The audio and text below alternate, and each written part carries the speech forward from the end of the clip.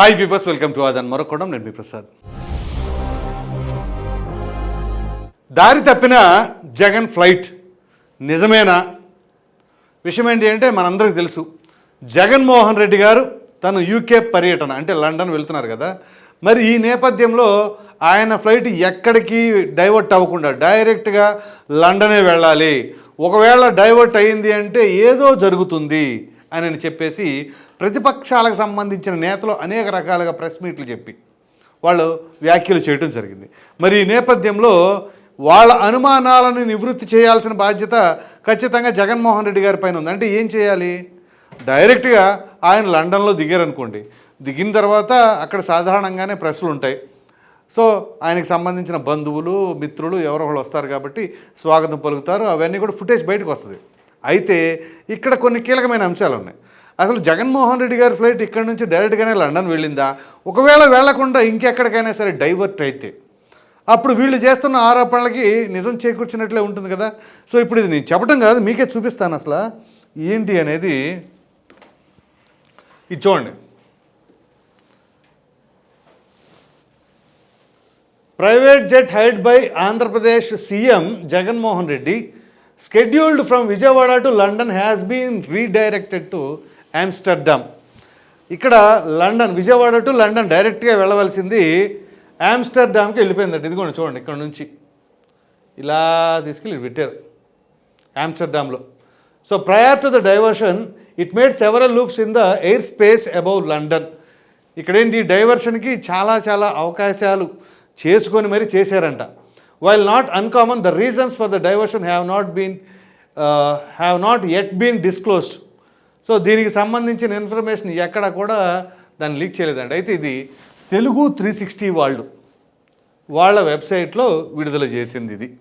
So వాళ్ళు release చేసిన దాంట్లో మీరు గమనించినట్లయితే, సో ఎక్కడ నుంచి ఎక్కడికి, సో ఇటు నుంచి అటు, ఇది డైవర్షన్ అనమాట.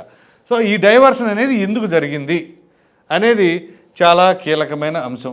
ఇక్కడ మనం ఆలోచించవలసిన అంశం ఏంటి అంటే, ఇది నిజమా ఫేకా, అది ఇంపార్టెంట్. ఒకవేళ నిజమా ఫేకా అంటే ఎవరు చెప్పాలి? జగన్మోహన్ రెడ్డి గారు లండన్లో ల్యాండ్ అయిన తర్వాత ఒక చిన్న ప్రెస్ నోటో ప్రెస్ మీటో లేకపోతే చిన్న ఫుటేజో రిలీజ్ చేశారనుకోండి, అసలు ఇట్లాంటివన్నీ కూడా క్లియర్ అయిపోతాయి. ఆయన లండన్ రీచ్ అయ్యారనేది ఉంటుంది. అప్పుడేం చేయాలి?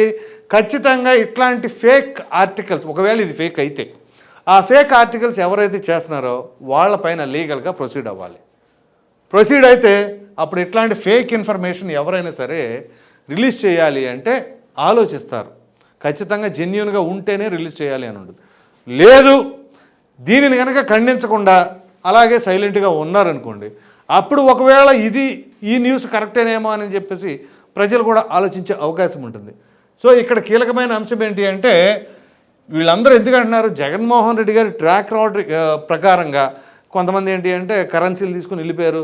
అదేదో KGF 2 సినిమాలో కనుక హీరో హీరోయిన్లు కొన్నాళ్ళు అక్కడి నుంచి వెళ్ళిపోయేటప్పుడు బాక్సుల్లో డబ్బులు తీసుకుని వెళ్ళిపోతారు చూసారా, ఆ టైప్లో కూడా కొంతమంది దాన్ని కంపేర్ చేశారు జగన్మోహన్ రెడ్డి గారిని. ఆ విధంగా అది కరెక్ట్ కాదు. ఎందుకంటే జగన్మోహన్ రెడ్డి గారు ఇక్కడ ముఖ్యమంత్రి. సో ఆయన కుమార్తెలందరూ కూడా లండన్లో ఉన్నారు బిడ్డలు.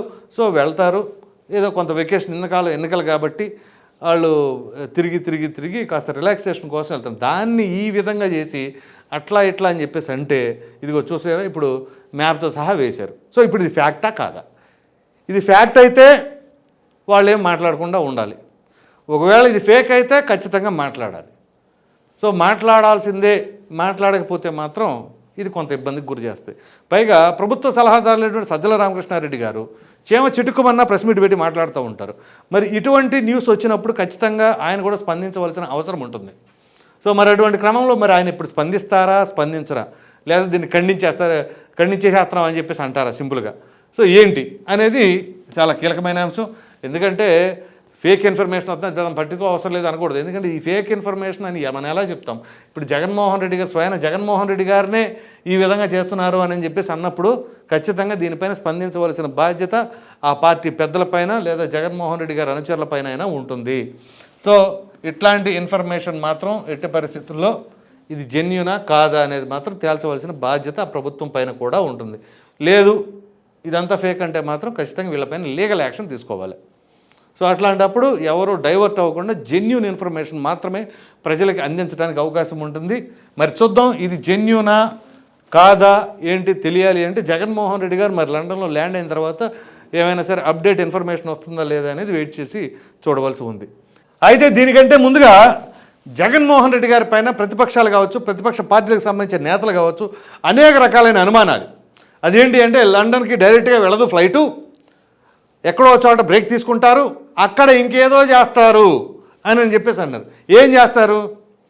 ఒకవేళ చేయదలుచుకుంటే ఇప్పుడు ఆయన దగ్గర ఇంటెలిజెన్స్ డిపార్ట్మెంట్ ఉంటుంది. సో రిపోర్ట్ ఎలా ఉందో ఆయన తెలుసుకుంటారు. సాధారణ ప్రజలే వీళ్ళు గెలుస్తారు వాళ్ళు గెలుస్తారు అని ప్రిడిక్ట్ చేయగలిగినప్పుడు సాక్షాత్తు ముఖ్యమంత్రి జగన్మోహన్ రెడ్డి గారు తెలుసుకోలేరంటారా గ్రౌండ్ లెవెల్ రిపోర్ట్ ఏంటో? మరి అటువంటి తరుణంలో ఒకవేళ ప్రతిపక్షాలు ఆరోపణలు చేస్తున్నట్లుగా ఆయన ఏదో చెయ్యాలి అనే భావనలో ఉంటే ఖచ్చితంగా వాటన్నిటినీ సరిదిద్దుకోవడం అనేది ఎప్పుడో జరిగిపోద్ది. ఇప్పటివరకు వెయిట్ చేసి ఎన్నికలు అయిపోయిన తర్వాత ఏదో సర్దుబాట్లు చేసుకుంటారు అని అంటే పొరపాటు.